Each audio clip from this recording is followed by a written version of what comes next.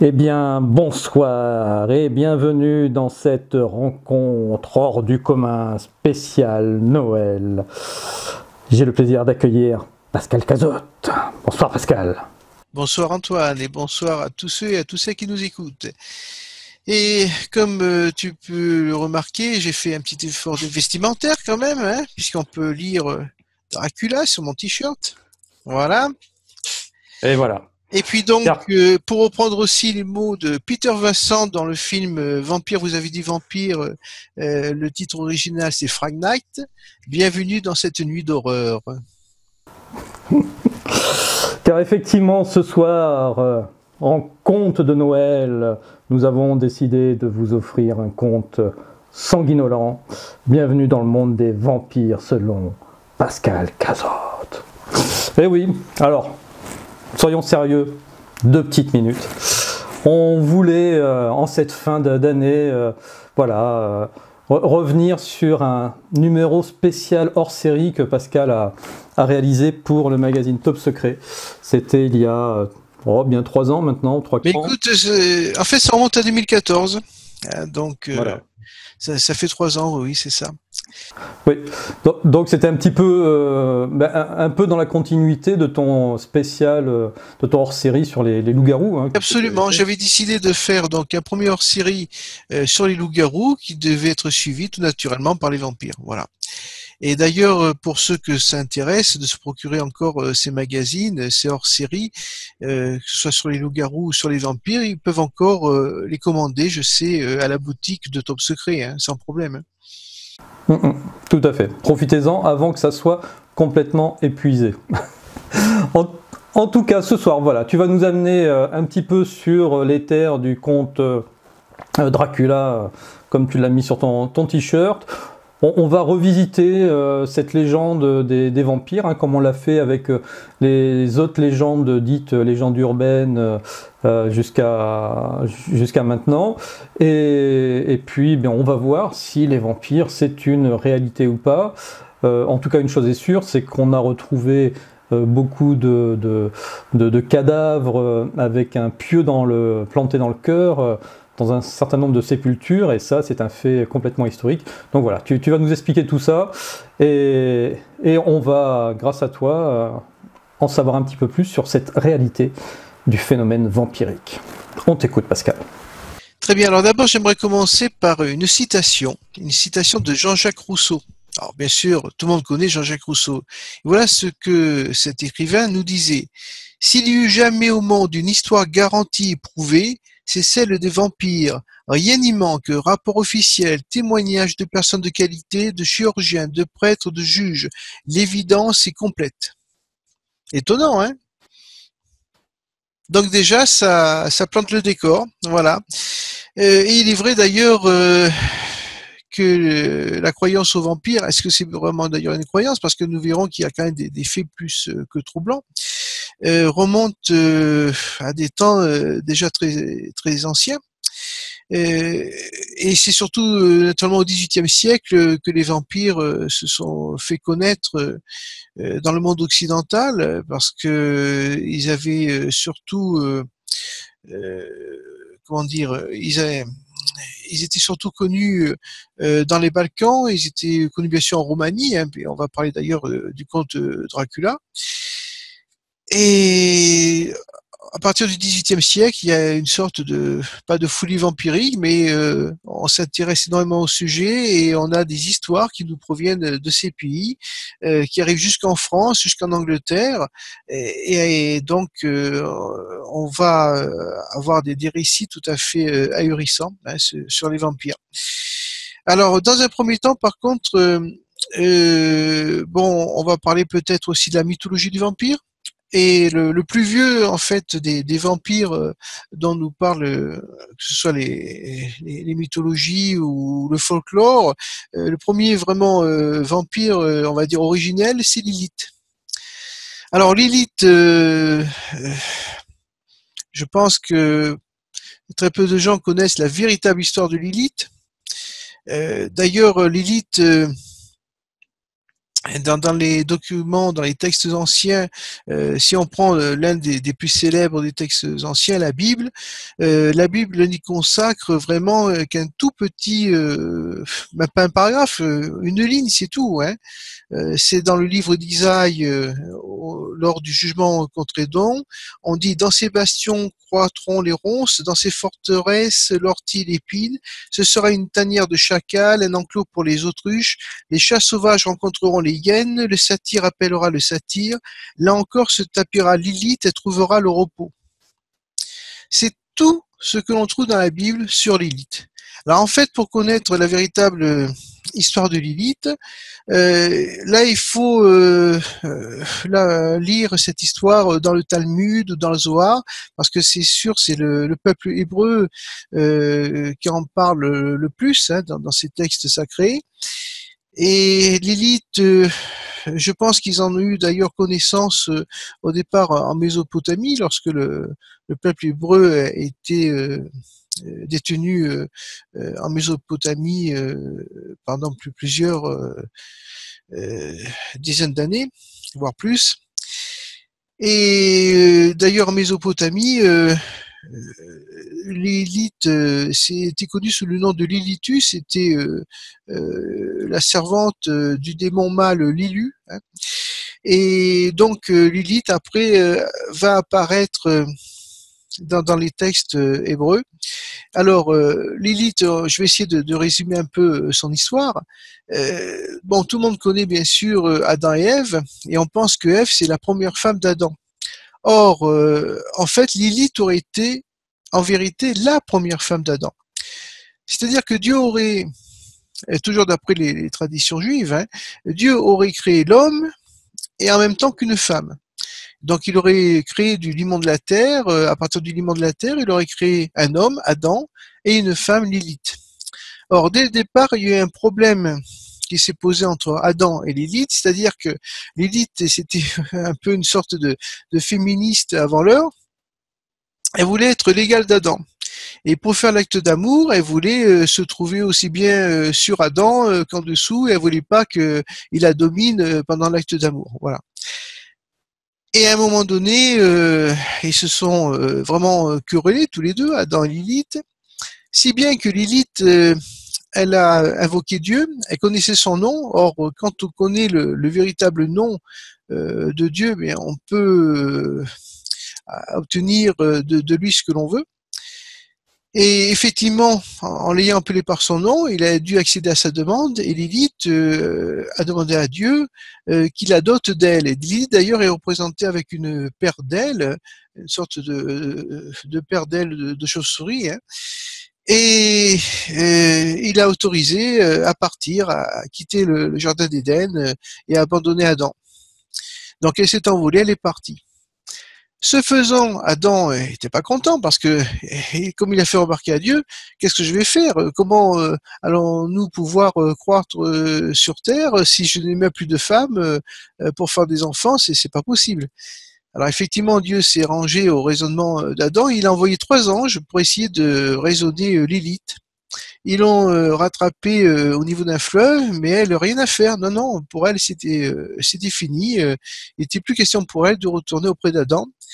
Et c'est à partir de là que Dieu aurait créé une deuxième femme, Ève, à partir d'une côte d'Adam. Donc voilà. Et Lilith, entre-temps, elle est tombée sur un être maléfique qui s'appelait Samaël. Samaël, ça veut dire le venin de Dieu. Et donc, elle a conclu un marché avec lui. Elle a accepté de devenir son épouse, à la condition que lors de l'acte d'amour, elle puisse être aussi bien au-dessus de lui lorsqu'elle le désirait, qu'il y ait une égalité parfaite entre eux. Voilà. Donc, Samaël a accepté ce marché. Et de leur union va naître après toute une flopée de démons. Voilà. Par contre, Lilith, lorsqu'elle va apprendre que Dieu a créé une deuxième femme pour Adam, donc Ève, elle va être prise d'une jalousie morbide et elle va faire en sorte de tendre un piège à ce nouveau couple.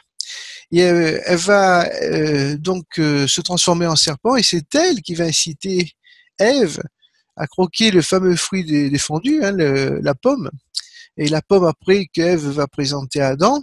Et cet acte fera en sorte que tous les deux soient chassés naturellement du jardin d'Éden, hein, du paradis, sans qu'on ait l'histoire. Et en fait, le serpent en question, ça serait Lilith. Alors, ce qui est d'ailleurs assez intéressant, c'est que j'ai retrouvé des représentations de Lilith dans des retables, notamment du XVIe siècle. Il y en a notamment en Bretagne, dans le Morbihan, où l'on voit, alors ce sont des retables qui représentent en fait l'arbre de Jessé. Alors l'arbre de Jessé, qu'est-ce que c'est? L'arbre de Jessé, on représente Jessé qui est le père du roi David, en train de dormir au pied d'un arbre, et il songe à sa descendance. Et sa descendance est représentée sur cet arbre. On voit tous les rois d'Israël jusqu'à Jésus. Voilà. Et à côté de Jessé qui est en train de dormir et de rêver, qu'est-ce que l'on voit en bas de ces arbres? Donc, on voit des représentations de Lilith, qui est représentée avec un corps de femme dénudée jusqu'à la taille, et le bas du corps étant sous forme d'une queue de serpent. Voilà. Donc voilà quelle est la véritable histoire de Lilith. Or Lilith, donc par la suite, sera vraiment un démon très très maléfique qui va s'attaquer après aux humains et surtout à leurs enfants. D'ailleurs, on disait que pour que les nouveau-nés soient saufs, il fallait écrire le nom de Lilith dans la chambre dans laquelle ils dormaient pour qu'elle ne vienne pas les inquiéter. On l'accuse aussi de venir prendre l'énergie vitale des hommes, etc. On va l'accuser bien sûr de tout un tas de mots et elle sera crainte à un point très très fort. Voilà. Comment est-ce qu'on explique, par contre, comment les écrits qui ont fait référence à Lilith expliquent que Adam et Ève ont une très longue vie mais ont vécu moins de 1000 ans, et par contre Lilith, elle, visiblement, elle aurait perduré sur un certain nombre de siècles. Elle serait immortelle en fait. Voilà. D'ailleurs, à un moment donné, ça je l'ai pas encore expliqué, mais bon, tu sais que après la disparition d'Abel, Adam ne va pas fréquenter sa femme Ève pendant un certain temps. Et Lilith va en profiter pour aller le visiter dans son sommeil. Et elle va faire en sorte donc d'obtenir sa semence à Adam, et de cette union forcée dont Adam n'aura pas d'ailleurs la conscience, elle va créer d'autres démons encore. Hein, voilà. Ça, c'est l'histoire que l'on connaît par la suite de Lilith. Et Lilith qui apparaît un peu aussi donc comme un vampire, comme un premier vampire, puisque elle va venir prendre, voler l'énergie vitale, la semence des hommes, etc. Mais c'est plus un vampire, on va dire, énergétique, quelque part, un vampire genre succube. Hein. Alors, les succubes, bon, qu'est-ce que c'est? Je vais en profiter puisque j'aborde le sujet là pour en parler un peu, parce que ce sont des êtres aussi démoniaques qui viennent se nourrir de l'énergie vitale des humains. Alors, il faut aussi faire un distinguo entre les incubes et les succubes. Alors, ce sont des démons, bien sûr, qui sont invisibles. Les incubes, eux, vont s'attaquer aux femmes, et les succubes vont s'attaquer aux hommes. Alors, je voulais d'ailleurs préciser au niveau de l'étymologie, parce que le mot incube vient du latin incubare, qui signifie être couché sur quelqu'un. Et le mot succube vient du mot latin succubare, qui vient lui-même de cubare sub, qui veut dire être couché sous quelqu'un. Voilà. C'est pour ça que le succube, le démon succube va s'attaquer aux hommes et le démon incube aux femmes. Alors, on a aussi, pour donner un peu une illustration à ces démons qui viennent vampiriser les humains, mais d'un point de vue énergétique seulement, ils prennent leur énergie vitale.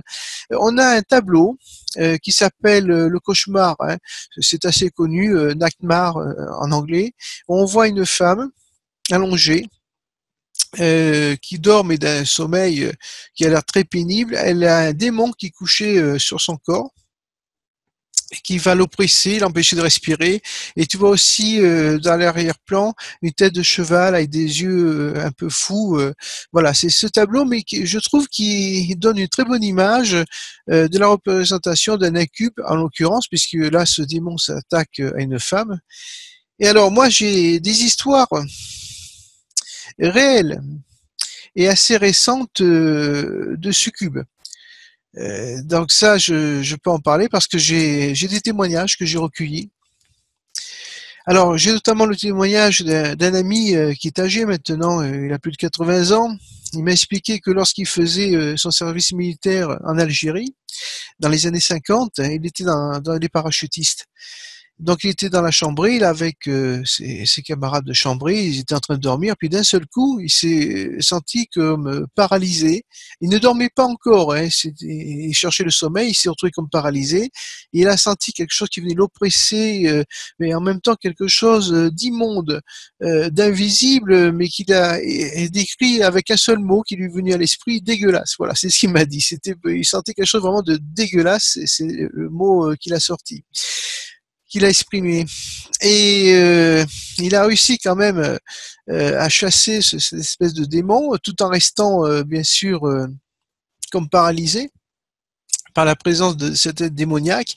Il a senti que ce démon succube descendait jusqu'au bas de ses pieds, et après il a senti que cette créature après allait s'attaquer à un autre de ses camarades qui était à côté de lui. Il sentait encore la présence du démon succube, et il a vu après son camarade dormir d'un sommeil vraiment très agité, puis se réveiller en hurlant à un moment donné. Et voilà. Donc là, j'ai déjà une histoire, donc qui est quand même pas très vieille, hein, puisqu'on est dans les années 50. Et j'en ai une plus récente qui date du début des années 2000 aussi. Alors là, l'individu, il a connu aussi à peu près 5 attaques d'un démon succube la nuit. Alors pareil, hein, il n'était pas encore endormi, il cherchait le sommeil. Et il s'est retrouvé comme paralysé, impossible de seulement soulever les paupières. Il sentait un poids qui venait l'oppresser sur la poitrine, et puis comme si on lui aspirait vraiment toute son énergie. Il était épuisé, ça durait que quelques minutes, mais il était épuisé après ce genre d'expérience. Et la dernière fois, il a réussi par contre à chasser le démon parce qu'il a réussi à soulever les paupières. Et à ce moment-là, il a vu une sorte de forme un peu brumeuse qui passait à travers la fenêtre. Et plus jamais le succube par la suite ne l'a importuné. Voilà, donc j'ai des histoires comme ça qui sont... alors on pourrait croire que ce sont des contes de fées, ben non, parce qu'il y a effectivement ces démons, ben ça existe. Alors qu'est-ce que c'est? Je peux pas te dire exactement ce que c'est.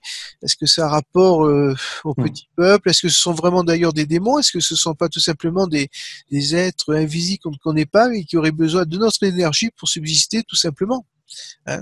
Voilà. Tout à fait. Tu sais, ça ressemble aussi beaucoup à des témoignages d'abductés.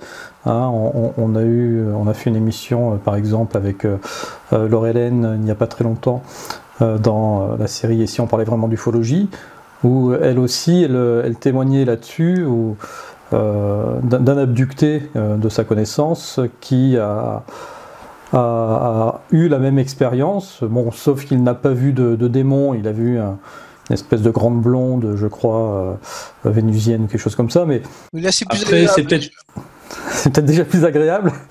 Mais bon, ceci dit, c'est peut-être juste une histoire d'interprétation de comment est-ce que le cerveau interprète le phénomène, et en fonction de ses propres croyances, de ses propres peurs, de ses propres sentiments. Et voilà, est-ce que c'est quelque chose de démoniaque? Est-ce que c'est quelque chose, on va dire, d'alien? Est-ce que c'est quelque chose, je ne sais quoi? Ça, par contre... Tout envisager. On peut tout envisager. Mais par contre, le phénomène est assez récurrent. Tout à fait, et réel, et puisque j'ai 2 témoignages là de première main, et voilà, donc c'est une réalité. Alors après, de quoi s'agit-il exactement? Mais tu sais d'ailleurs que Jacques Vallée, qui s'est beaucoup intéressé à l'ufologie, qui était un pionnier d'ailleurs dans ce domaine-là, et après il avait envisagé une théorie, un rapport avec le petit peuple, hein, donc voilà. On s'est écarté d'ailleurs même des extraterrestres, hein, à un moment donné. Donc là, bon, il y a un phénomène, il existe. Alors, pourquoi j'en parle là des succubes? Parce que, comme les incubes d'ailleurs, ce sont des entités, on va dire, hein, qui viennent aspirer l'énergie vitale des humains. Hein, et donc, ils les vampirisent d'un certain côté. Hein, c'est voilà. Mais tu sais, tu as des humains aussi qui te vampirisent. Hein. Je pense d'ailleurs que tu as dû rencontrer au moins une fois dans ta vie un individu qui, lors de ta présence, tu sentais comme comme s'il absorbait ton énergie. Et tu as des gens, moi ça m'est arrivé déjà de rencontrer des personnes de ce type-là, pas beaucoup heureusement. Ce sont des gens qui en fait vont te faire parler, qui vont demander des renseignements sur toi, mais en fait ils sont là pour carrément, alors est-ce que peut-être même de façon inconsciente, mais pour te pomper, hein, il y a pas d'autre mot, hein, ils te pompent, et une fois qu'ils sont partis, ils sont bien revigorés, et ils ont absorbé ton énergie, toi tu es complètement vidé, hein, c'est le mot, parce qu'ils t'ont tenu pendant 1 heure en te posant des questions, je sais pas quoi. Tu sens, ce sont des gens qui t'absorbent ton énergie. Hein. Tu as des gens comme ça, ce sont des vampires euh, énergétiques, vampires psychiques, ce que tu veux. Enfin voilà. On appelle ça des vampires émotionnels en général, ou ça peut même être dans vos cercles d'amis, hein, des gens qui sont là tout le temps en train de se plaindre, etc., même dans la famille, voilà. Et effectivement, une fois que vous avez passé une soirée avec eux, vous êtes complètement vidé. Eux, du coup, vont très bien. Ouais, ouais. Et il vous tarde qu'ils partent. Hein. C'est sûr, voilà.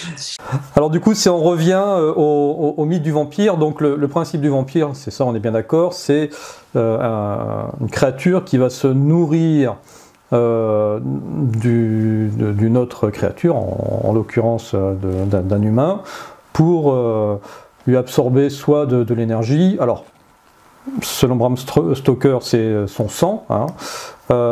Donc, qu'est-ce qu'il en est de cette théorie-là? Est-ce que oui, alors là, effectivement, bon, là, on a évoqué un peu la mythologie, le folklore. Là, on va passer à des cas beaucoup plus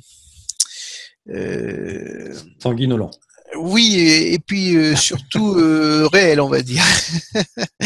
Alors bon, il y a aussi des personnages qu'on a accusés d'être des vampires. Bon, on en parlera tout à l'heure, si tu veux, que ce soit Dracula, la comtesse Bathory ou Jules de Ré, etc. D'ailleurs, j'ai quelques révélations à faire sur Jules de Ré et sur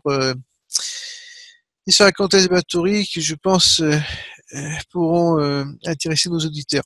En attendant, on va arriver au cas de vampire. Alors, le premier cas de vampire que j'ai noté, il remonte à 1031. C'est quand même pas récent. Alors ça s'est passé, eh bien écoute, vraisemblablement dans le Lot, puisque c'est l'évêque de Cahors qui nous rapporte ce fait.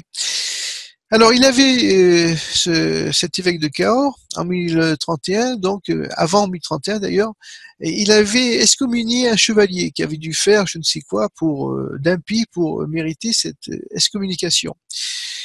Et lors d'un combat, ce chevalier va décéder, va mourir. Alors ses amis vont aller voir l'évêque pour demander à ce qu'il lève l'excommunication pour pouvoir l'enterrer en terre consacrée, hein, comme il se doit. Et l'évêque va refuser parce qu'il veut faire un exemple. Non, non, je l'ai excommunié, ben, il n'aura pas le droit d'être enterré au cimetière. Non, non, il n'aura pas le droit au service d'un prêtre. Je l'interdis. Bon. Alors ses amis vont quand même passer outre et ils vont aller l'enterrer donc dans une église. Et ils vont faire un beau tombeau, hein, comme il se doit. Et fait extraordinaire, le lendemain matin, on va retrouver son corps à ce chevalier décédé son corps dénudé qui va se retrouver à plusieurs mètres à l'extérieur de l'église, comme s'il avait été expulsé, voilà, d'une façon assez, je vais dire miraculeuse, mais enfin, d'une façon assez, on va dire, mystérieuse. Alors, voyant ça, ses amis vont le remettre en terre, toujours pareil, à l'endroit où ils avaient choisi, à l'intérieur d'une église, et pareil, le lendemain, on va retrouver son corps à l'extérieur, alors qu'ils avaient pris pourtant des précautions, ils avaient rajouté des pierres pour bien maintenir le caveau en place, etc. Rien n'y fait. Pendant 5 fois, ils vont rééditer donc cette inhumation et 5 fois de suite, le corps va être expulsé donc du caveau. Et finalement, il sera enterré dans un champ et ça va se terminer comme ça. Alors pourquoi je parle aussi de ce cas? Parce que euh, les vampires, bon, comment est-ce qu'on devient vampire? Alors d'après ce que l'on sait aujourd'hui, c'est souvent, la plupart du temps d'ailleurs, c'est une morsure. Il faut avoir été mordu par un vampire pour devenir soi-même un vampire. Mais à l'époque, il y avait d'autres raisons qui conduisaient à être considéré comme un vampire, notamment c'était le fait d'être excommunié. Hein. Quand on était excommunié, on estimait qu'on avait toutes les chances après de devenir un vampire. Voilà. Donc ça, c'est le premier cas que j'ai relevé, 2031, donc ça date pas d'hier. Alors ensuite, on va arriver au XVIIIe siècle, parce qu'alors là, on a une foultitude de cas. Alors, il y en a un d'ailleurs que j'ai trouvé dans la revue Le Glaneur qui date du 3 mars 1732 et qui fait état d'un événement qui s'est passé en 1726. Et là, je vais lire le texte carrément, je crois que ça sera le mieux parce que on y trouve vraiment tous les détails intéressants aux vampires de cette époque. Et ce texte, il a été rédigé par un médecin militaire du nom de Johann Flukinger. Et ça s'est passé en Serbie. Alors c'est le cas d'Arnold Paoli, un cas qui est assez connu quand même, et là j'ai l'histoire détaillée de ce cas. Alors donc j'en fais maintenant la lecture. Ayant entendu dire à plusieurs reprises que dans le village de Medvegia, en Serbie, les soi-disant vampires faisaient mourir un grand nombre de personnes en leur suçant le sang, j'ai reçu l'ordre et la mission du commandement supérieur de Sa Majesté de faire la lumière sur cette question et d'enquêter avec l'appui d'officiers de 2 Unterfeldscherer. Notre examen des faits se fit par devant le capitaine de la compagnie des éduques. Alors les éduques, c'était les membres d'une milice hongroise hein, qui devait assurer la protection des frontières menacées par les Turcs. Et donc avec d'autres éduques, les plus anciens de l'endroit. Alors ceux-ci, après qu'on les eut interrogés, déclarèrent unanimement qu'il y a environ 5 ans, un éduc du pays, nommé Arnaud de Paolé, se brisa le cou en tombant d'une charrette à foin. Le dit Arnaud de Paolé aurait raconté à plusieurs reprises au cours des années précédentes avoir été victime d'un vampire près de Kassoua, dans la Perse turque. C'est pourquoi il aurait lui-même mangé de la terre dans la tombe d'un vampire, se serait frotté du sang de celui-ci, afin, comme il est courant, de se libérer de son action maléfique. Pourtant, 20 ou 30 jours après sa mort, des gens se plaignirent que le nommé Arnaud de Paolé venait les tourmenter et qu'il avait fait mourir 4 personnes. Pour mettre fin à ce danger, le éduc conseilla aux habitants de déterrer le vampire, ce qui fut fait 40 jours après la mort de celui-ci, et on le trouva en parfait état de conservation, les chairs non décomposées, les yeux injectés de sang frais, qui lui sortaient également par les oreilles et par le nez, salissant sa chemise et son linceul. Les ongles de ses mains et de ses pieds s'étaient détachés et d'autres repoussaient à leur place, d'où l'on conclut qu'il était un archi-vampire. Aussi, selon la coutume de là-bas, on lui enfonça un pieu à travers le cœur. Mais tandis qu'on se livrait à cette action, il poussa un grand cri et une forte quantité de sang jaillit de son corps. On brûla celui-ci le jour même et les cendres furent jetées dans le tombeau. Les gens prétendent là-bas que tous ceux qui sont victimes d'un vampire et qui en meurent le deviennent à leur tour. C'est pourquoi il fut décidé d'exécuter de la même manière les 4 corps cités ci-dessus. L'affaire ne s'arrêta pas là, car on était persuadé que le dit Arnaud de Paoli avait attaqué non seulement des gens, mais aussi du bétail. Ceux que l'on disait avoir mangé de la viande d'animaux ainsi contaminés et qui en étaient morts furent présumés vampires à leur tour. D'autant qu'à l'espace de 3 mois, 17 personnes d'âge divers trouvèrent la mort en 2 ou 3 jours, certaines d'entre elles sans aucune maladie préalable. Le duc Joïka fit savoir que 15 jours auparavant, sa belle-fille, Stana Joïka, s'étant couchée en parfaite santé, poussa une nuit un cri effroyable, se réveillant en sursaut et pleine de frayeur, se plaignant d'avoir été atteinte au cou par un homme mort depuis plus de 4 semaines, qui était le fils du héduc Miyoé. Dès lors, elle ne fit que décliner d'heure en heure et mourut au bout de 3 jours. C'est pourquoi ce même après-midi, après avoir entendu les témoins, nous allâmes au cimetière, accompagnés du héduc du village, pour y faire ouvrir les tombes suspectes, examiner les corps s'y trouvant. Cette enquête révéla les faits suivants. Stana Joïka, femme d'un éduc, morte à 20 ans d'une maladie ayant duré 3 jours, fut trouvée le visage rouge et de couleur vermeille. C'est elle qui à minuit avait été serrée au cou par le fils de Miyoé. À l'enquête, on vit clairement que sous l'oreille gauche, cette femme portait une marque bleue par où le sang avait coulé. Alors qu'on ouvrait son cercueil, une quantité de sang frais sortait de son nez. De plus, j'en ai trouvé beaucoup, non seulement dans sa poitrine, mais encore dans le ventricule du cœur.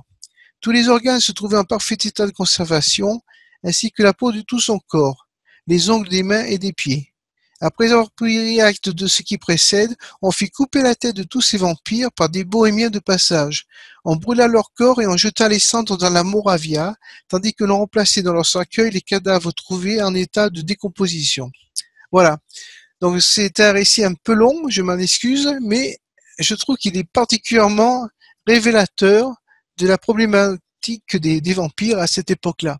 Et comme je le disais en introduction, tu vois, dans ce que tu viens de dire et de lire, visiblement il était de coutume de planter des pieux en bois dans le cœur des cadavres. Tout à fait. Mais des fois, ce n'était pas suffisant. Et l'un des moyens radicaux pour éradiquer un vampire, c'était d'ailleurs de lui trancher la tête. Là, comme ça, une fois que la tête était coupée, normalement, on était tranquille. Mais pour être véritablement sûr de ne plus être ennuyé par le vampire, l'ultime méthode consistait à le brûler entièrement. Donc on disposait le corps et la tête tranchée sur un bûcher, et d'ailleurs c'est ce qu'ils avaient fait pour certains, ils brûlaient les vampires jusqu'à ce qu'ils ne soient plus que cendres. Voilà. Alors par contre, il y a quand même un détail aussi qui est intéressant dans ce que j'ai lu, c'est que tu auras remarqué, les corps qu'on soupçonnait d'être des vampires étaient en parfait état, c'est-à-dire qu'ils ne s'étaient pas décomposés. Donc ça, c'est aussi une problématique que je connais bien parce que j'ai fait un article dessus, ce sont les corps incorruptibles. Alors les corps incorruptibles, ce sont des corps qui vont traverser des fois même les siècles sans se décomposer. Alors c'est une énigme absolue. Alors nous avons eu le cas notamment c'est au XVIe siècle à Rome. Tu avais des ouvriers là qui travaillaient sur la Via Appia qui extrayait du marbre. Et ils sont tombés sur un ancien cimetière. Ils ont ouvert les tombes. Alors c'était un cimetière qui datait d'avant Jésus-Christ. Alors, on est vraiment dans la Rome antique. Et parmi les tombes, lorsqu'ils ont soulevé le couvercle d'une des tombes, ils ont trouvé le corps d'une jeune fille, très jeune romaine qui devait avoir 15 ou 16 ans, qui semblait dormir, tout simplement. Alors tu imagines, elle avait été inhumée avant Jésus-Christ et au XVIe siècle, on la trouve dans un parfait état de conservation. Elle avait ses cheveux qui étaient aussi beaux que de son vivant. Même les yeux étaient intacts aussi. Tout était intact. C'était incroyable. Ouais, ce qui est marrant, c'est que en fonction des cultures, donc soit on va décréter que ce corps-là, c'est le corps d'un vampire qui a survécu grâce à ses pouvoirs diaboliques. Tout à fait. Et puis, dans la culture catholique, ça va être ce corps-là, c'est le corps d'une sainte qui a été désignée par Dieu. Oui, alors sauf qu'en l'occurrence, là, le cas que je viens de citer, ça embêtait profondément le Vatican, parce que, étant donné que ce n'était pas, et oui, c'était une païenne, N'oublions pas qu'on était à l'époque de la Rome antique lorsqu'elle a été inhumée. Donc pour eux, une païenne avec un corps incorruptible, ça les embêtait prodigieusement. Ça aurait été une religieuse dont on aurait couvert après le corps intact, c'était parfait. D'ailleurs, le pape à l'époque, je ne sais plus comment il s'appelait, je crois que c'était Innocent VIII, il a fait, après enlever le corps de cette jeune païenne, et il a fait après enterrer par ses hommes dans un lieu tenu secret, parce que le peuple avait commencé à vénérer effectivement comme une sainte cette jeune fille. Hein. Le peuple de Rome,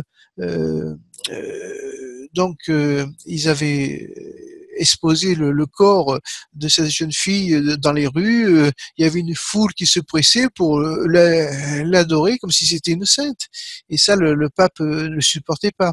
Alors, autre chose aussi qui est intéressant, c'est que pour les catholiques, on va dire, hein, pour les catholiques, un corps incorruptible est effectivement synonyme de sainteté. Mais par contre, pour les orthodoxes, c'est un signe de vampire. Voilà, c'est comme tu avais remarqué tout à l'heure, effectivement. Par exemple, si on retrouve un corps intact en Grèce, par exemple, ça va poser problème. Enfin, du moins, ça le posait au 19e siècle. Hein. Encore, jusqu'au 19e siècle, on parlait des broucolaques. Pour eux, c'était des vampires. Voilà. Et on disait d'ailleurs que on considérait d'ailleurs qu'un chrétien catholique qui était inhumé dans une terre orthodoxe, et si après son corps était devenu incorruptible, c'était qu'il était forcément un vampire. Voilà. Des histoires comme ça, on en a aussi. Hein. Et de nos jours, un corps qui serait incorruptible, la science dit que c'est quelqu'un qui a consommé trop d'antibiotiques dans sa vie, ou quelque chose comme ça. Là, non, ça reste un mystère. Là, franchement, ça reste un mystère. Il me semble qu'il y a cette version-là hein, scientifique. Hein, c'est par rapport, on a encore aujourd'hui des cas de personnes qui, plusieurs années après leur inhumation, sont complètement comme si elles avaient été enterrées la veille. Et en tout cas, la raison qui est avancée, c'est que il y a eu trop d'antibiotiques dans son corps qui fait que ceci résiste à l'attaque de la nécrose. Quand tu as un corps qui a traversé les siècles, il y a plusieurs siècles, il n'y avait pas d'antibiotiques. Donc là, comment tu l'expliques? Là, c'est plus compliqué. D'ailleurs, il y a un autre cas d'un corps incorruptible, c'était Jean Levasseur. Jean Levasseur, c'était un homme qui avait vécu au tout début du XVIIe siècle et qui avait fondé une abbaye, je sais. Et son corps, il avait été donc exhumé sous la Révolution en 1793, parce qu'il y a eu lors de cette folie révolutionnaire, là, il fallait tout détruire, les symboles de l'Église, tout ça. Enfin bon, ils s'étaient attaqués d'ailleurs à la basilique Saint-Denis. Et lorsqu'ils ont voulu profaner donc la tombe de Jean Levasseur, le corps était complètement intact. Alors d'ailleurs, il y a un des révolutionnaires qui s'est mis à se prosterner en disant c'était le corps d'un saint, il fallait pas y toucher, etc. Et un autre révolutionnaire qui lui était beaucoup plus virulent que son compagnon, qui lui a carrément voulu profaner le corps et il s'est mis à couper un doigt pour rigoler. Et du doigt a giclé du sang. 150 ans après la mort de Jean Levasseur, du sang et a giclé du doigt. D'ailleurs, après, si bien que ils ont envoyé des médecins pour aller constater ce phénomène. Et l'un des médecins, d'ailleurs, qui a pratiqué l'autopsie, il a dit que pour lui, c'était le corps d'un saint. Alors, tu parles, les révolutionnaires, ils n'étaient pas contents d'entendre ça. À cette époque-là, en 1793, on était sous la terreur, là. Et le médecin, d'ailleurs, il a récupéré le cœur qui était intact. hein, de Jean Levasseur pour le mettre après sans doute dans un flacon pour le garder comme une relique précieuse. Et le corps, il est resté après avoir été autopsié sur le sol de l'église pendant, je crois, 2 semaines. Hein. Et on était au mois de juin et il n'était toujours pas décomposé. Il était dans un parfait état de conservation. Et finalement, comme la population avait eu vent de cette espèce de miracle et qui commençait à vouloir le vénérer comme un saint, ben les révolutionnaires l'ont vite enterré dans une fosse commune pour s'en débarrasser hein, à la fin. Ouais, tout à fait. Voilà, Ouais. mais c'est vrai que la problématique des corps incorruptibles, c'est quelque chose. Hein. Et des cas, j'en ai à l'appel. Hein. Du coup, on a beaucoup de cas comme ça avérés de corps incorruptibles qui ont imputrescibles, qui ont été déterrés et qui restaient dans la même forme. Mais est-ce qu'on a eu des cas donc, de personnes décédées qui ont ensuite été revues vivantes après leur enterrement? Alors oui. Alors ça, c'est des cas dans les cas de vampires hein, que j'ai noté. Alors vivante, c'est un maigre mot, hein, parce que, mais par exemple dans ces pays de l'Est, que ce soit en Serbie, que ce soit en Roumanie, etc. euh, il arrivait qu'un être qui était enterré plusieurs années après réapparaisse. Alors généralement d'ailleurs les vampires, il faut savoir que les vampires, plutôt que s'attaquer à des inconnus, vont s'attaquer de préférence à leur famille. Alors d'ailleurs, c'est peut-être de là aussi que vient, tu sais, cette croyance comme quoi un vampire ne peut pas entrer dans une maison s'il n'a pas été invité.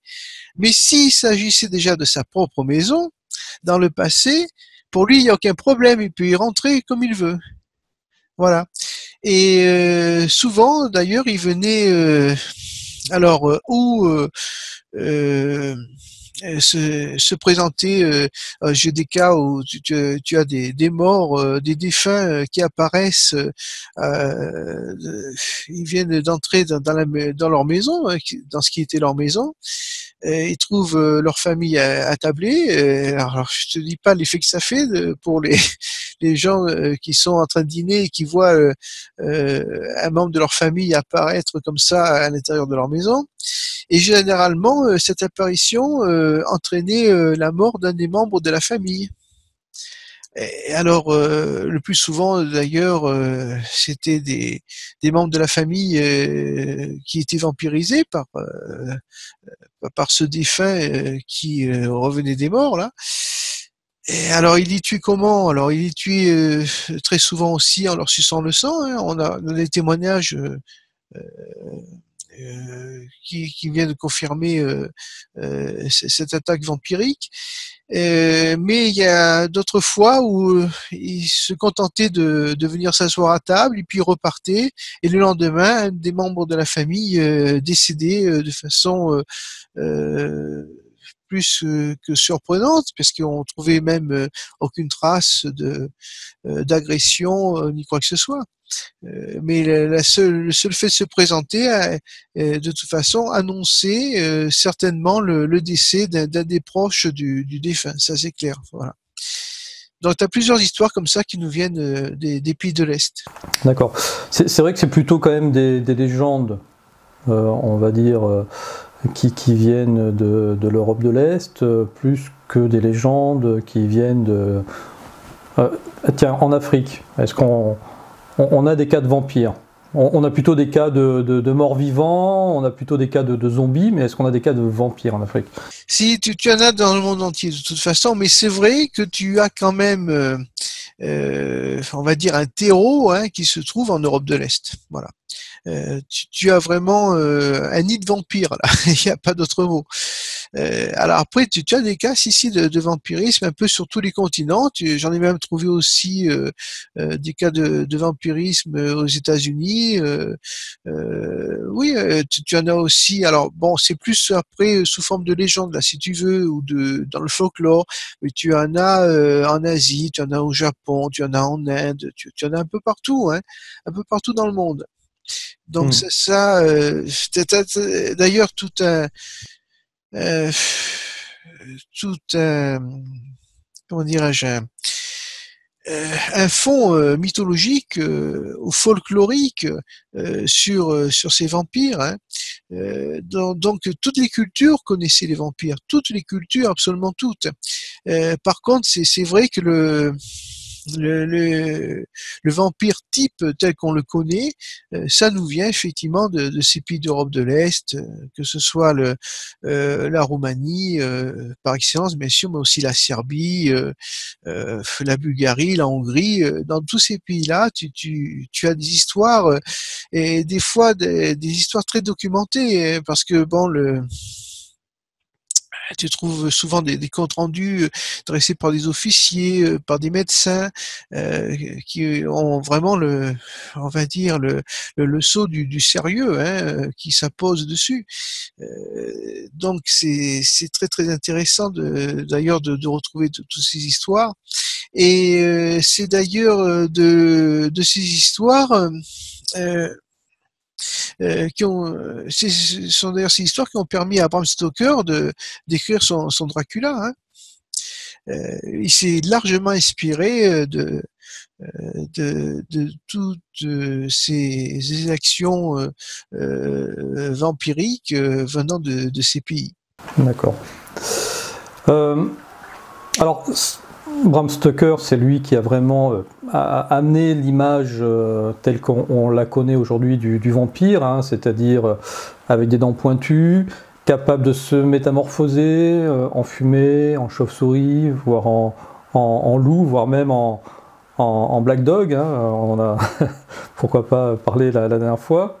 Tout à fait, oui. Au niveau moderne, on a la fameuse série de films qui s'appelle... Tu as les Twilight, oui. Voilà, où là le vampire, il supporte le soleil, il peut être à l'extérieur, même sa peau brille au soleil, etc. Mais alors je vais te dire quelque chose d'ailleurs, avec Bram Stoker, le soleil ne tue pas les vampires. Tu lis le roman de Bram Stoker, il peut très bien se promener au soleil, le vampire, hein, Dracula. Sauf que lorsqu'il est en plein jour, il n'a plus des pouvoirs surhumains. C'est là qu'il est le plus vulnérable, si tu veux, parce que n'ayant plus ses pouvoirs en plein jour, on peut le détruire beaucoup plus facilement là. Voilà. Et par contre, alors le soleil qui détruit les vampires, ça c'est vrai que c'est arrivé assez récemment, hein, on peut dire comme idée, hein, comme idée pour détruire les vampires. Alors je sais que l'auteur américain Anne Rice, avec Lestat le vampire, etc., tous ces vampires étaient sensibles au soleil et brûlaient au soleil, par exemple. Oui, oui, tout à fait. Mais je te dis, même dans Bram Stoker, le soleil ne les tue pas. Hein. Alors par contre, tu as, tu sais, une maladie, hein, la porphyrie. Hein. Ceux qui sont atteints de porphyrie, on a dit d'eux que c'était des vampires au début, avant de connaître vraiment ce qu'était cette maladie, parce que ceux qui sont atteints de porphyrie ne supportent pas du tout les rayons du soleil. Ça peut même leur provoquer des brûlures jusqu'au 3e degré. Avec des cloques, avec tout ce que tu veux. Et d'ailleurs, ceux qui sont aussi atteints de porphyrie, tu as les gencives qui se rétractent, donc les dents de devant qui deviennent beaucoup plus apparentes, que ce soit les canines, que ce soit les incisives, qui prennent en plus une couleur rouge sombre, les ongles aussi. Donc, on peut aussi comprendre comment des gens qui étaient en fait atteints d'une simple maladie aient pu donner aussi vie au mythe du vampire. Tu as ces cas-là, bien sûr. Hein. Comme tu as eu les corps incorruptibles qui ont pu donner aussi vie au mythe du vampire. Mais enfin bon, ça n'empêche pas qu'on a quand même des histoires qui, elles, sont bien réelles et là c'est quand même autre chose. Par contre, ce qu'on a découvert assez récemment, puisque je crois que c'est en 2014, on a exhumé des vieilles tombes, notamment en Pologne, où là tu vois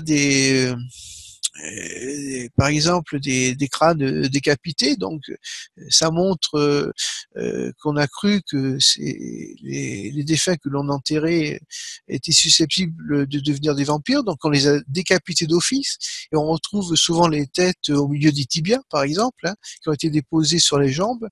Tu retrouves aussi, alors ça je crois que c'est même à Venise qu'ils ont retrouvé une tombe de ce style, avec une brique qui avait été placée dans la bouche du défunt.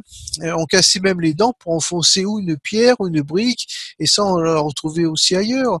On a retrouvé aussi des espèces de grands clous qui étaient plantés dans la nuque et accrochés au bois. Enfin, tout un tas de, si tu veux, de stratagèmes qui permettaient de vraiment de maîtriser le vampire.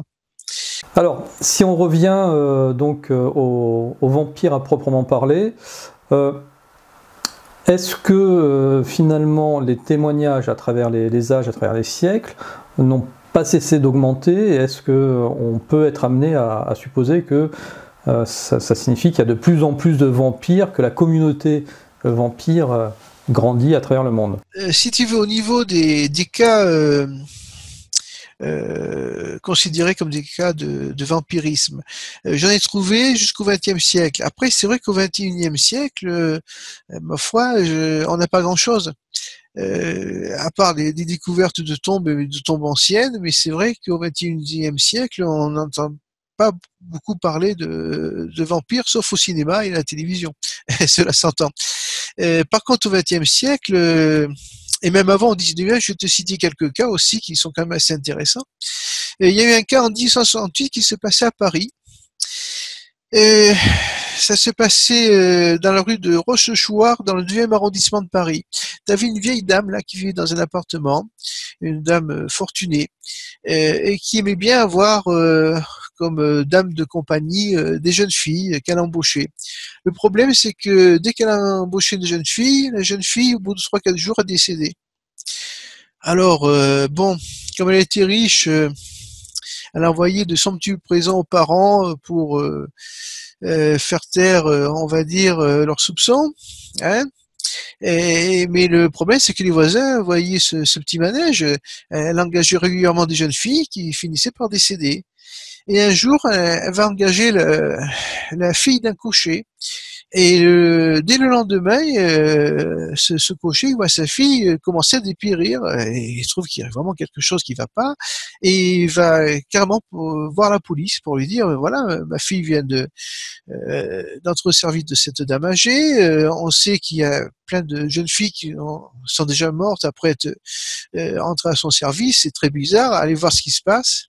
Alors ils y vont même avec des médecins. Alors ce qui est marrant, c'est que les médecins vont dire qu'il est très dangereux de laisser des jeunes gens voir des enfants au contact de cette dame, mais ils disent pas pourquoi. Il dit simplement que c'est une femme qu'il ne faut absolument pas approcher.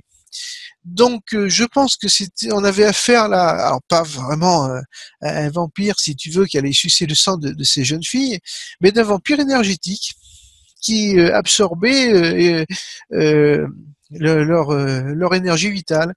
Alors comment, je n'en sais rien non plus, mais toujours est-il que du jour au lendemain, bien sûr, on a enlevé cette jeune fille qui est au service de cette dame âgée, et après, quelques jours après, c'est cette dame âgée qui est morte et qui est décédée parce qu'elle n'avait plus sa source d'énergie dans ces jeunes filles qu'elle vampirisait. Voilà.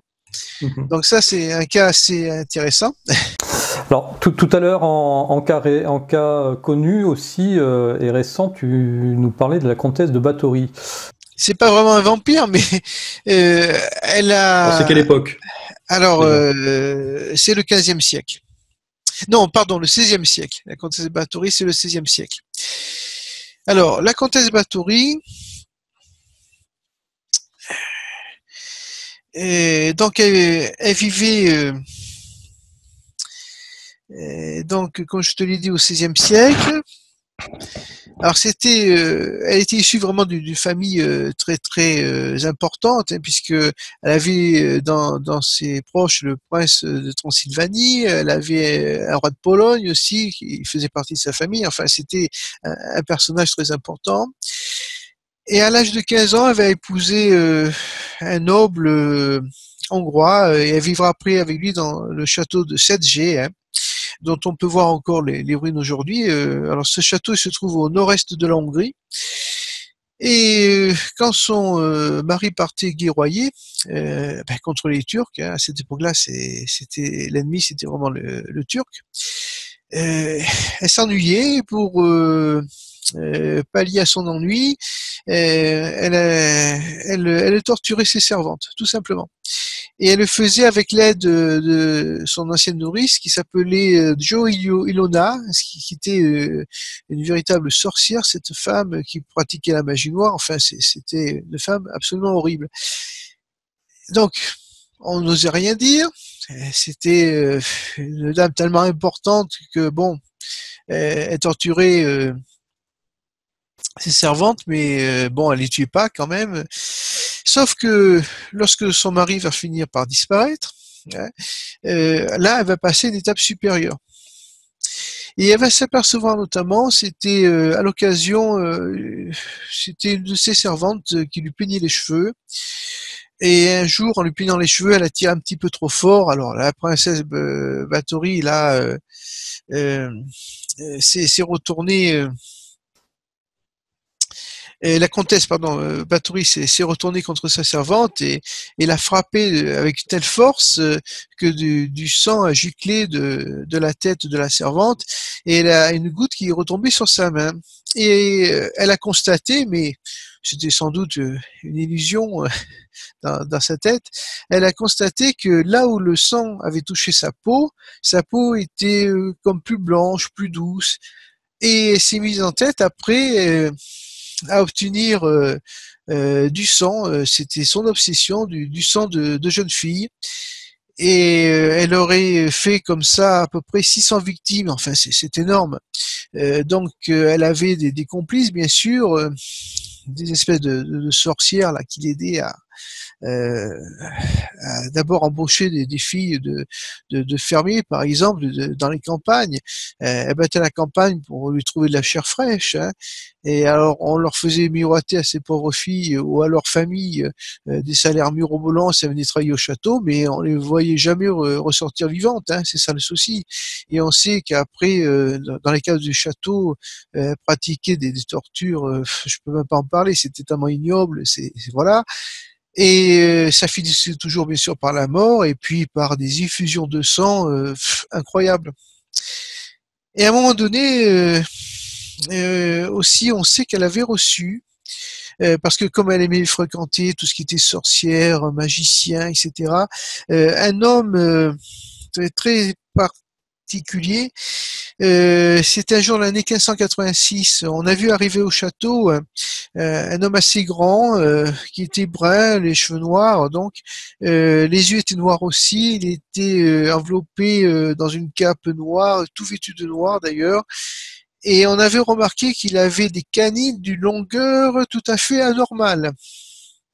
Alors voilà un personnage assez mystérieux. On ne sait pas du tout qui c'était, mais ça faisait partie de ce flot de sorciers, autres magiciens qu'elle aimait bien recevoir. Voilà.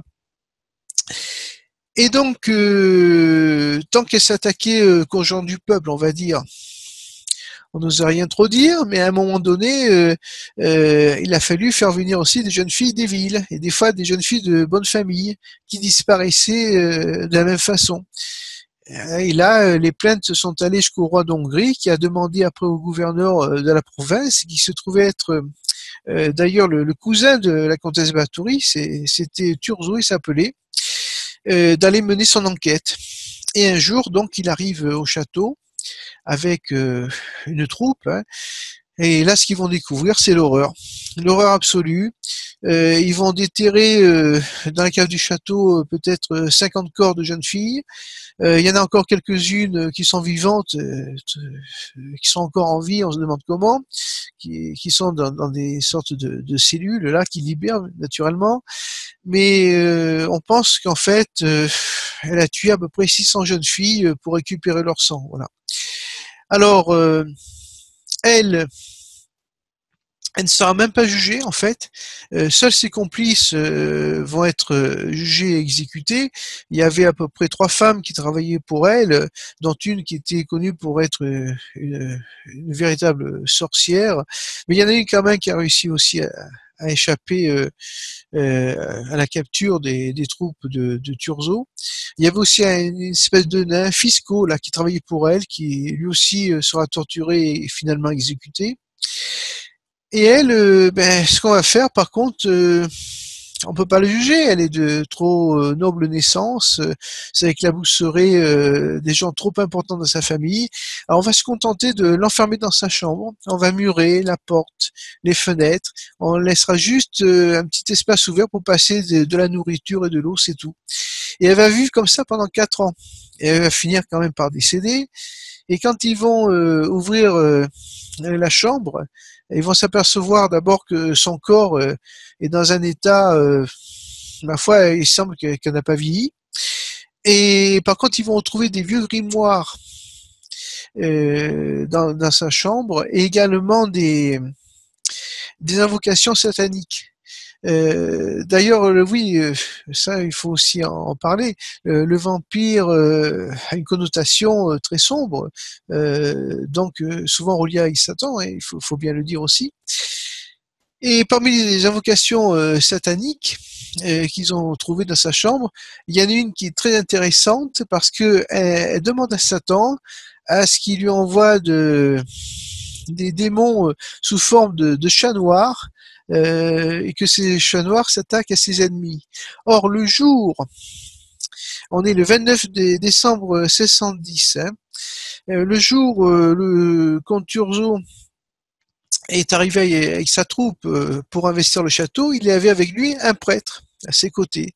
Or, le prêtre, il a été attaqué ce jour-là par 6 énormes chats noirs qui l'ont griffé, qui l'ont mordu. D'ailleurs, les hommes de troupe ont eu toutes les peines du monde à essayer d'écarter les chats. Et les chats, après, se sont évanouis comme des fantômes. Par contre, le curé, lui, il est resté avec le corps, lacéré de coups de griffes, de morsures, de tout ce que tu veux. Voilà. Donc ça, c'est un détail très intéressant dans l'affaire Báthory que je tenais à rappeler là. D'accord. Tu vois, je connaissais pas bien cette affaire-là. C'est très très passionnant.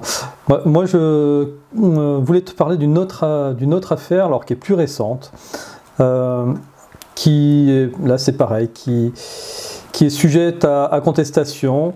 C'est le fameux mausolée Demidov au Père-Lachaise, qui est en fait le mausolée de alors je crois qu'elle est comtesse, Elisabeta Alexandrovna Stroganov, ou Strogonov, il y a plusieurs orthographes possibles, qui serait décédée à 40 ans le 8 avril 1818. Donc ça date encore de 2 siècles, cette histoire-là, et qui, selon la légende, serait une espèce de vampire psychique, et afin de pouvoir survivre, elle aurait proposé dans son testament de léguer plus d'1 million je ne sais pas si c'est dollars de l'époque, parce qu'on a retrouvé des articles américains où il parle d'1 million de dollars, pour qui resterait enfermé avec elle pendant 1 an.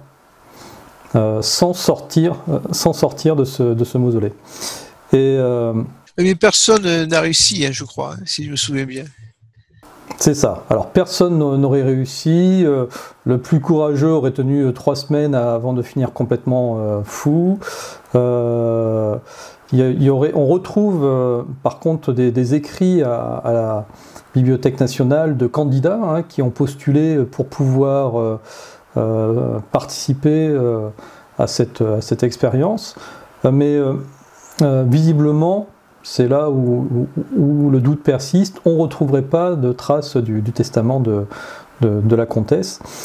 Mais bizarrement, moi j'avais été visiter le Père Lachaise en compagnie de Jacques Sirgeant, hein, qui fait office de guide ésotérique du Père Lachaise. D'ailleurs, si ça vous intéresse, vous pouvez le contacter. Il fait des visites qui sont vraiment extraordinaires. Et j'étais avec une amie qui a des pouvoirs, on va dire, de médium, qui ne connaissait pas cette histoire de la comtesse.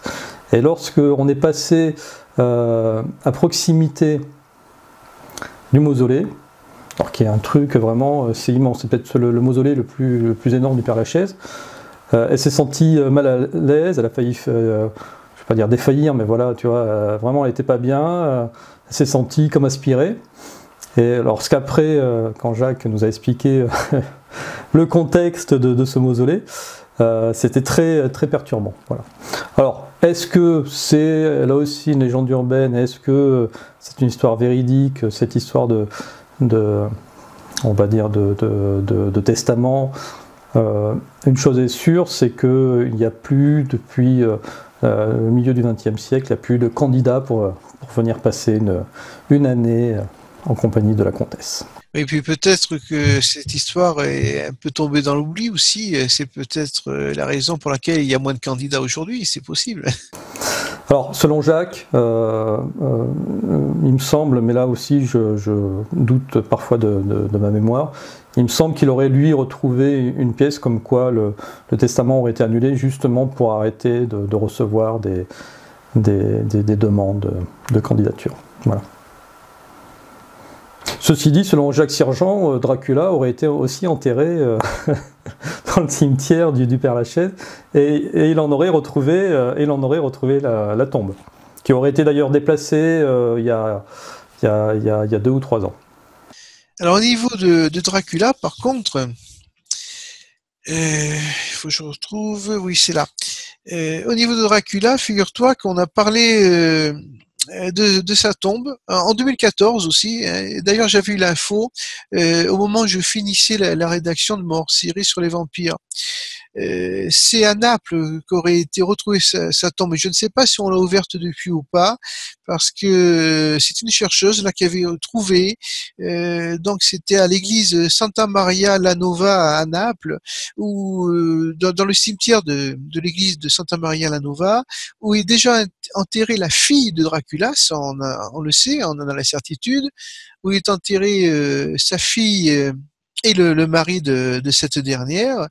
On aurait retrouvé donc la tombe, on pense, de Dracula, puisqu'on a trouvé effectivement un tombeau avec un dragon sculpté. Et donc il fait penser à Dracula, parce que Dracula, le nom même de Dracula, ça vient de Dracule, qui veut dire dragon, et Dracula, c'est petit dragon. Hein. D'ailleurs, c'est le père de Dracula, Vlad Dracule, on l'appelait. Pourquoi? Parce que le père de Dracula, il avait été admis dans la confrérie du dragon renversé, la Societas Draconistrarum, un ordre initiatique qui avait été fondé en 1408 par Sigismond, le roi d'Hongrie. Et c'est à partir de cette époque-là que le père Dracula avait reçu donc le titre de Dracule, donc dragon, et son fils, donc, on l'appelait Dracula, le petit dragon. Voilà. Et donc, c'est le fait d'avoir vu ce dragon sculpté sur un tombeau à Naples, là où est enterré déjà d'ailleurs la fille de Dracula, on pense que Dracula en fait serait enterré lui aussi à Naples. Alors par contre... Alors juste une petite parenthèse, Pascal. Juste pour revenir sur le mausolée de la comtesse Demidov, il serait positionné juste derrière l'avenue du Dragon, dans le Père Lachaise. Ça va pas, ça. C'est ça. Alors par contre, bon, on sait comment a fini plus ou moins Dracula, parce que c'est lors d'une bataille à Bucarest où il a été assiégé par les Turcs. Les Turcs auraient raison finalement de sa résistance. Alors, on ne sait pas trop comment. On pense d'ailleurs qu'il l'aurait décapité, qu'ils auraient ramené après sa tête à Constantinople, que des moines après auraient essayé d'enterrer son corps dans une abbaye, mais l'abbaye en question on n'a jamais retrouvé la moindre trace. Et là, tu vois, on a ce tombeau découvert en 2014 à Naples, et on suppose que c'est là que serait enterré Dracula. Ce qui signifierait aussi, c'est que Dracula n'aurait pas été tué lors du siège de Bucarest, qu'il aurait peut-être été capturé par les Turcs, après qu'il aurait été relâché contre rançon, possible, pourquoi pas, et qu'il aurait fini ses jours aux côtés de sa fille à Naples bien plus tard, et qu'il aurait été enterré là. Donc voilà. Mais Dracula, par contre, c'est vrai, c'est lui qui va donner après l'image du personnage de Bram Stoker, bien sûr. Hein. Alors, le véritable personnage de Vlad Dracula, qui ont appelé aussi Vlad Tepes, hein, Tepes qui veut dire l'empaleur. Hein, c'est un être d'une comment dirais-je, un être vraiment terrible qui torturait les gens et tout. C'est un être odieux, c'est un être abominable. Alors, il buvait pas le sang, bien sûr, des gens, mais c'est vrai que lors d'une bataille, par exemple, qu'il avait dû mener contre 3500 Turcs, après en avoir fait tuer un millier lors du combat par ses troupes, les 2500 qui furent faits prisonniers furent empalés. Alors ça donne une sacrée image là quand tu vois 2500 Turcs empalés dans une plaine, c'est un sacré spectacle. Et puis des actions de ce genre, il en a fait. On estime d'ailleurs qu'il aurait fait empaler, je crois, quelque chose comme 100 000 personnes. C'est un chiffre complètement ahurissant. Un jour aussi qu'il avait reçu deux ambassadeurs turcs parce qu'ils avaient eu le malheur de garder le turban sur leur tête. Il leur a fait clouer leur turban sur leur tête, donc parce qu'il n'avait pas apprécié qu'il ne se découvre pas devant lui. Et voilà, donc c'était vraiment un être terrible, ce Dracula, ce Vlad Tepes. Mais bon, pas bien sûr un buveur de sang, mais tellement tellement abominable que bon, il a quand même inspiré Bram Stoker pour son personnage. Et d'ailleurs, celui qui a parlé à Bram Stoker de Dracula, parce que il était assez inconnu encore à cette époque, fin 19e, c'était Arminius Vambéry. Arminius Vambéry qui était un Hongrois spécialiste donc de la culture ottomane notamment, et c'est lui qui a parlé le premier de Dracula à Bram Stoker. Et Bram Stoker, d'ailleurs, a puisé dans les connaissances, dans l'érudition de ce professeur, énormément d'infos sur les vampires, et connaissait tout, bien sûr, sur les traditions de ces pays d'Europe de l'Est qu'il avait étudié à fond. Voilà. Donc, et tant qu'on en est à parler d'ailleurs de ces personnages qu'on a associé aux vampires, alors que ce soit la comtesse Bathory, que ce soit Vlad Dracula, j'aimerais dire deux mots sur Gilles de Rais. Alors Gilles de Rais qu'on appelait le barbe bleue nantais. Alors Gilles de Rais, c'était le compagnon l'ancien compagnon d'armes de Jeanne d'Arc. Hein, il avait été fait d'ailleurs maréchal de France. Et c'était un guerrier extraordinaire. Qui avait été reconnu pour sa bravoure, etc. Sauf quand 1440, on va l'accuser de crimes abominables. On va l'accuser d'avoir violé, torturé et tué à peu près 800 enfants, ce qui est énorme. Et de là, cette réputation donc de barbe bleue. Alors on sait qu'il va reconnaître, mais sans doute après la torture, il va reconnaître ses crimes et il sera pendu et brûlé avec deux de ses soi-disant complices. Sauf que alors qu'il avait été excommunié, parce qu'on disait d'ailleurs qu'il avait commerce avec Satan, etc. Bon, on l'a accusé des pires crimes que l'on puisse imaginer, et il va obtenir quand même des sortes de privilèges, bien qu'il soit exécuté. C'est-à-dire qu'il va obtenir que son excommunication soit levée, que son corps ne soit pas, après avoir été pendu, complètement brûlé, c'est-à-dire que dès que il sera pendu et que les flammes commenceront à lécher son corps, 4 femmes seront chargées d'enlever le corps pour après qu'il puisse être enterré en terre consacrée. Donc si c'était quelqu'un qui avait eu commerce avec le diable, comme on l'accusait, et qui avait commis de tels méfaits, on comprend mal comment on a pu accepter de lever son excommunication et de faire en sorte qu'il soit enterré dans une terre consacrée. Et bon, ça c'est quelque chose d'assez étrange qui doit nous mettre la puce à l'oreille. Et en fait, j'ai retrouvé sans doute l'explication à tout ceci. Et grâce à Salomon Reinhardt. Salomon Reinhardt, qui était directeur du musée des Antiquités nationales à Saint-Germain-en-Laye entre 1902 et 1932. Salomon Reinhardt, c'était un très grand érudit. J'ai beaucoup d'admiration pour cet homme qui avait des traits de génie, hein, au niveau de l'histoire. C'est indubitable. Et Salomon Reinhardt, il a trouvé sans doute l'explication à ce qui s'est passé réellement. En fait, Gilles de Rais n'aurait jamais commis le moindre crime. Et il aurait été victime, par contre, d'une machination suite à une vente à réméré. Alors, qu'est-ce que c'est qu'une vente à réméré? Peu de gens le savent naturellement. Et là, c'est l'ancien juriste qui va te le dire.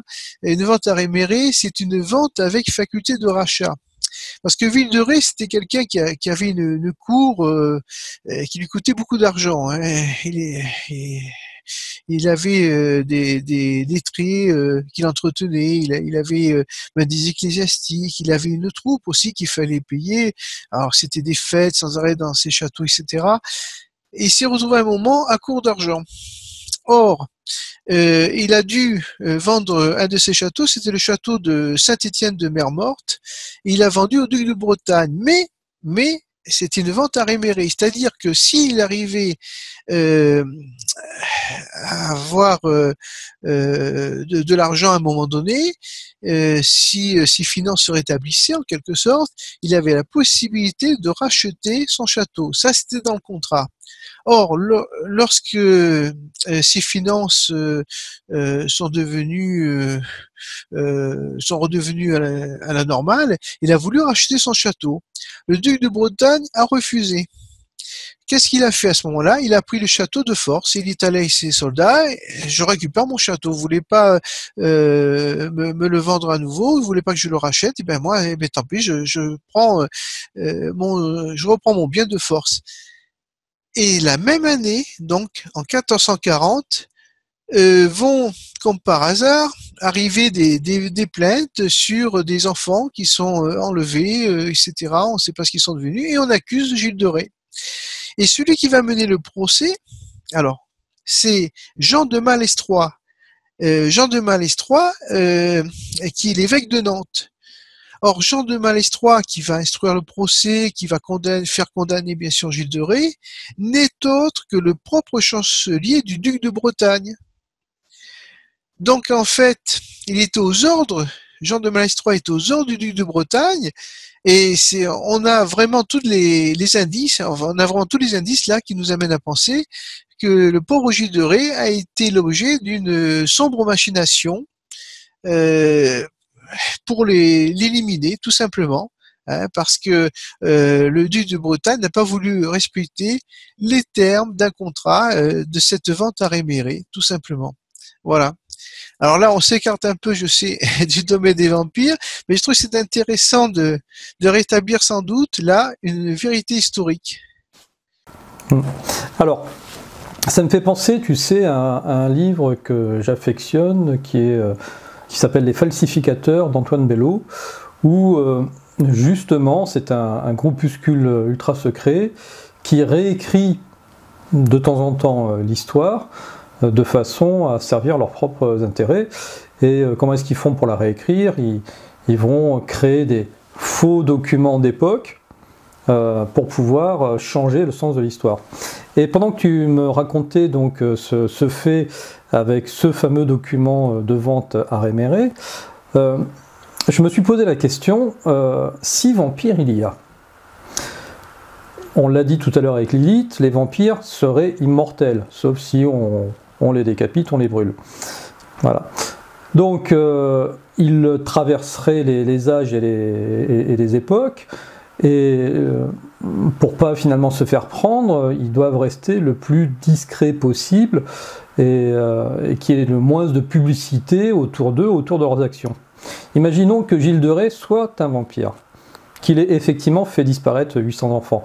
D'ailleurs, je fais juste une parenthèse, à notre époque, le nombre d'enfants qui disparaissent dans le monde et qu'on ne retrouve jamais, c'est assez phénoménal. Alors on attribue ça aux sectes pédosataniques, mais pourquoi pas à des castes de vampires qui existeraient voilà, à travers le monde, si vampire il y a, hein, toujours au conditionnel. Et donc si je reviens à Gilles de Rais, donc peut-être tu vois qu'il s'est fait choper, donc il y avait trop de publicité par rapport à son action. Qu'est-ce qui empêcherait donc ces vampires qui finalement, comme ils traversent les âges et les temps, ils sont extrêmement puissants, c'est peut-être même eux qui gouvernent le monde, de créer, tu vois, des faux documents de façon à justifier un certain nombre de choses et rétablir une contre-vérité de façon à ce qu'on soit, comment dire, on ne soit plus sur la piste du vampire, du barbe bleue, mais de la piste du complot. Est-ce que ça pourrait pas être une possibilité? Là, franchement, non. Là, je ne crois pas, parce que si tu veux, tu as quand même le procès, les minutes du procès, hein, qui a été dirigé contre Gilles de Rais, et puis savoir que celui qui a dirigé ce procès, c'était quand même pratiquement le bras droit du duc de Bretagne. Donc, tu vois bien qu'il y a collusion entre ces deux hommes, hein, pour mener à la perte Gilles de Rais. Justement, c'est le bras droit du duc de Bretagne, par rapport à des écrits où on retrouve qu'effectivement, c'est son nom qui apparaît et qu'il est le bras. Mais si tout ça a été falsifié, si tout ça a été créé de toutes pièces, ça pourrait être aussi... Oui, mais ça voudrait dire une création quand même, somme toute, récente, parce que le document est quand même d'époque, si tu veux. Ah, ça change rien. C'est pour ça, lisez vraiment les falsificateurs d'Antoine Bello, où en fait ils expliquent que justement pour créer des faux documents d'époque, le plus simple c'est de trouver des vieux livres d'époque, dans le laver l'encre par exemple, et de réécrire des documents qui sont du coup d'époque. Je grossis le trait, mais c'est un peu ça l'idée. Moi, je pense quand même on a des moyens pour dater, pour vérifier la bonne date de l'encre, justement. Moi, je pense pas que... moi, je pense que si tu as un document... enfin, je pense qu'il est très difficile de nos jours, par exemple, de créer un document qui semble être à l'époque, là, c'était du XVe siècle. Parce que tu peux faire aussi une datation carbone 14 qui va te donner la date du Moyen-Âge, entre le papier, oui, non, mais l'encre. Non, alors techniquement, c'est à peu près sûr que c'est facile de falsifier des faux documents. Tu peux pas, effectivement, tu pars pas de documents d'aujourd'hui pour créer des documents anciens. Tu repars de matériaux anciens qui, si tu les dates au carbone 14, effectivement, là, tu trouves. Tu vois ? Bien, mais même l'encre, je pense qu'on peut la dater, l'encre aussi. Oui, mais c'est pareil, tu peux récupérer de l'encre. Il y a des systèmes hein, pour pouvoir récupérer de l'encre ancienne et d'en faire des documents. Imaginons, parce que si tu veux, c'est pas plus choquant de se dire qu'il est possible de créer des faux documents anciens que de se dire que les vampires existent. Tu vois, si tu mets ça dans une balance, c'est pas plus choquant l'un que l'autre. Donc voilà, tu vois, c'est l'idée, c'est ça. C'est si vampire il y a, est-ce que finalement, comme il serait immortel, c'est simple. Hein, à partir du moment où tu as une caste de population qui est immortelle, c'est elle qui domine le monde. C'est rien de plus facile. Donc, là, est-ce que ce serait pas une façon de remettre Gilles de Ré droit dans l'histoire afin de détourner les soupçons.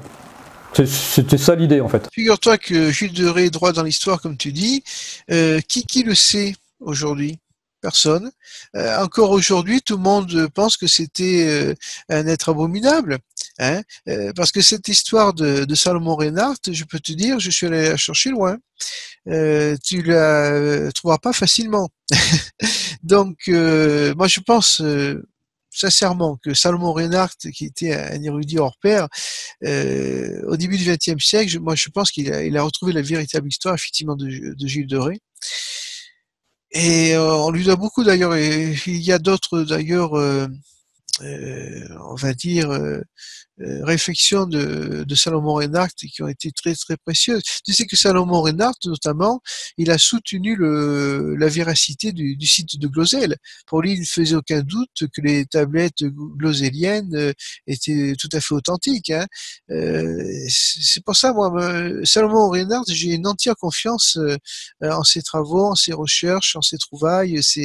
C'était vraiment un homme d'une intelligence prodigieuse et d'une grande, grande érudition. Et voilà.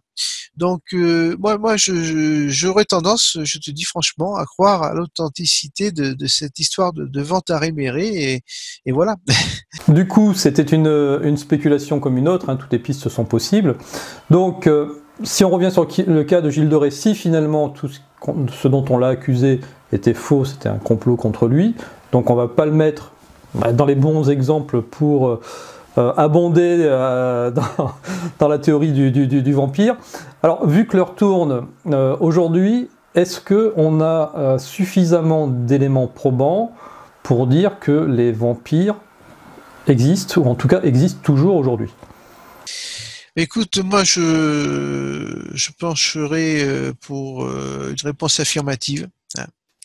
Et puis il y a d'autres cas aussi, bon, je n'ai pas cité, mais qui sont quand même. Tu as les cas notamment de Clarita Villanueva dans les années 50. Je sais pas si tu en as entendu parler, mais c'est un cas extraordinaire.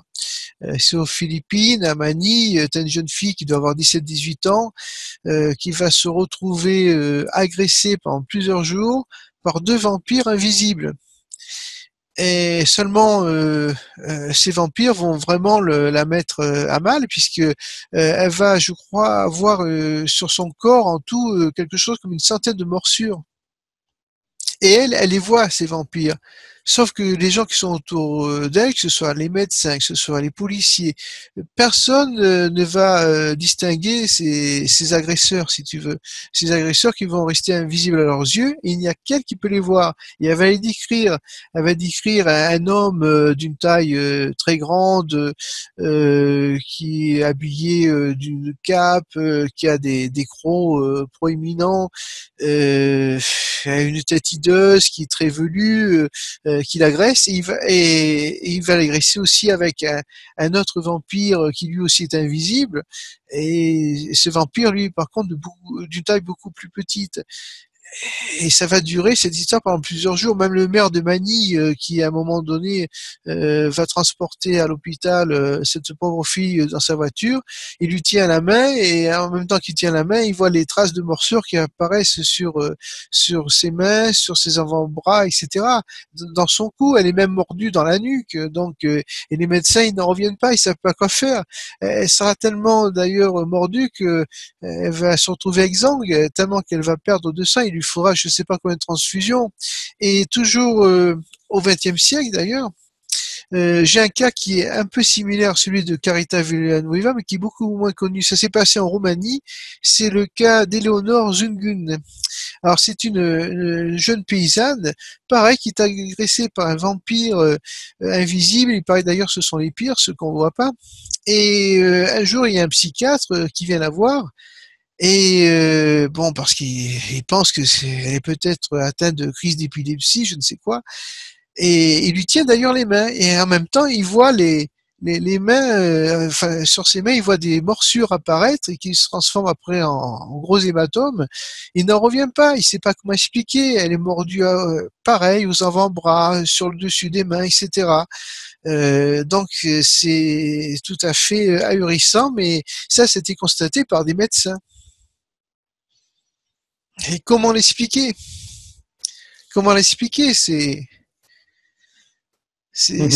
reste une énigme insondable. Donc, bon, ben, voilà, si je reviens à ma question, pour toi, effectivement, tu penses que les vampires, en tout cas, qu'ils existeraient encore de nos jours? Alors peut-être pas les vampires tels qu'on les imagine aujourd'hui, hein. C'est peut-être pas les vampires que l'on voit au cinéma ou à la télévision, hein, certes, mais il y a un phénomène. Alors, qu'est-ce qui se cache derrière ce phénomène? Est-ce que c'est un phénomène démoniaque? Est-ce que c'est bon, c'est très difficile à dire, mais tu as des agressions qui se sont produites, surtout au XXe siècle. Bon, je ne connais pas au XXIe siècle, hein, mais au XXe siècle, tu as eu des agressions qui ont eu lieu, comme je viens de le rappeler, qui ont été constatées par des autorités, par des médecins, qui n'ont pas su apporter la moindre explication logique, la moindre explication rationaliste, si tu veux. Donc, bon, on est confronté à un phénomène inexplicable encore aujourd'hui. Peut-être que ce phénomène existe depuis très longtemps, peut-être que ce phénomène a donné lieu justement à ce mythe du vampire. D'ailleurs, ça remonte à des temps presque immémoriaux, puisque si on considère que Lilith c'était la première vampire, il y a bien eu quand même quelque chose qui a dû se passer à un moment donné, à une époque très lointaine, pour qu'on crée ce mythe du vampire. Un mythe, alors un mythe qui est peut-être d'ailleurs pas un mythe. D'ailleurs, le mythe a toujours, de nos jours, une connotation péjorative, mais il faut savoir que le mythe, c'était les récits historiques de nos ancêtres, hein, tout simplement. Hein. C'est voilà. Comme les légendes, c'est pareil. Légende, qu'est-ce que ça veut dire? Ça veut dire ce qui doit être lu, hein, étymologiquement parlant. Donc mythe, légende, il faut pas leur donner cette connotation péjorative qu'on essaye de leur attribuer de nos jours. Hein. C'est tous les mythes et légendes de nos ancêtres, c'est en fait nos récits historiques d'aujourd'hui. Donc il y a toujours un fond de vérité qui se cache derrière ça. Donc voilà. Donc pour conclure, en quelques mots, je dirais le vampirisme euh, existe, certes, hein, puisqu'on a eu des cas qui sont plus que troublants hein, pour accréditer ce phénomène. Maintenant, qu'est-ce qui se cache derrière ce vampirisme? Ça, c'est une autre histoire. Effectivement, c'est une autre histoire, et on va finir sur cette conclusion-là. Vous aurez peut-être une piste de réflexion en retrouvant bien, la première causerie que nous avons faite avec ta sœur, hein, Magali Cazotte, où elle donne, elle aussi, une piste sur la réalité des vampires de Lilith à aujourd'hui. Et puis, voilà, je pense que c'est à chacun de se faire sa propre opinion. Ce qui est quand même troublant, c'est que le vampire a quand même une place de choix actuellement au cinéma, et ce depuis des années. Donc c'est vraiment quelque chose qui travaille, on va dire, qui travaille l'être humain. Hein. C'est un mythe qui passe pas, qui reste peut-être dans ses cauchemars. Hein. C'est peut-être un cauchemar ancestral qui remonte et puis qu'on ressort à travers la toile. Alors d'ailleurs, je vous conseille une très bonne série qui est actuellement sur Netflix, hein, qui s'appelle Hemlock Grove. Alors, il y a 3 saisons, ça parle de vampires et de loups-garous. Alors, ils les appellent pas vampires, d'ailleurs, ils les appellent oupires. Les 2 premières saisons sont... Un terme qu'on a utilisé dans le temps passé, oupire, oui. Ça vient pareil des pays d'Europe de l'Est. Hein, oui. Ouais. Ben là, voilà, très bonne série. Les 2 premières saisons sont très bonnes. La 3e, on sent qu'il y a dû y avoir une grève des scénaristes à un moment donné parce que la fin un peu tirée par les cheveux. Mais bon, voilà, je vous la conseille. Et puis, ben voilà, vous pouvez aussi retrouver toutes les infos hein, sur le numéro 11 de Top Secret Magazine, leur série Vampire par Pascal Cazotte, donc qu'on retrouve sur la boutique du Top Secret. Le hors-série Vampire est le complément indispensable au précédent hors-série sur les loups-garous. Voilà. C'est ça. Oui. Quitte à prendre, prenez les 2. Hein. Et Je voulais aussi citer, donc, parce que comme je l'ai cité à plusieurs reprises dans l'émission, le dernier livre, excellent livre donc, de mon ami Jacques Sirjean, hein, très très beau livre de Noël, Dracula, Carmilla, Bathory, tu vois, il en parle. Oui, Jacques Sirjean, c'est la référence à l'heure actuelle sur les vampires, c'est vraiment le spécialiste sur les vampires. C'est ça. Et dans quelques jours, si tout va bien, en tout cas avant la reprise des congés, vous retrouverez l'émission que nous avons tournée avec Jacques Sirjean et Audrey Canceau dans son musée des vampires qui est à Paris et qui est visitable. Et vraiment, c'est une petite après-midi à passer. Vous en prendrez plein les mirettes et plein les oreilles. Voilà, bah écoute Pascal, je te remercie d'avoir passé cette soirée de Noël avec nous et puis avec nos auditeurs. On a vraiment été ravis de cette histoire de vampires. On se retrouve l'année prochaine, en 2018, pour de nouvelles aventures, de nouvelles causeries. Et puis, je te souhaite de passer de très très bonnes fêtes. Ben merci, pareillement, et à tous ceux et à tous ceux qui nous ont écoutés. Voilà. Et puis, si vous sortez, hein, pensez à sortir couvert, on ne sait jamais. Ah, une croix, c'est très efficace aussi, à porter autour du cou. Une gousaille dans la poche, on ne sait jamais, ça peut servir. Ok, allez, merci d'être resté jusqu'au bout. Je vous rappelle, j'en profite pour vous rappeler hein, que cette émission, elle est soutenue par les créateurs, les coproducteurs de Tipeee. Donc voilà, si vous voulez nous donner un petit coup de main, ne serait-ce que 2 €, ça nous permet de continuer à améliorer les qualités de nos émissions et puis d'investir dans du matériel, etc., etc. Et j'en profite pour remercier quelques centaines de personnes qui, depuis le début de l'année, ont participé à notre Tipeee. Voilà. Allez, je vous souhaite de très très bonnes fêtes. Portez-vous bien et à bientôt. Ciao, ciao.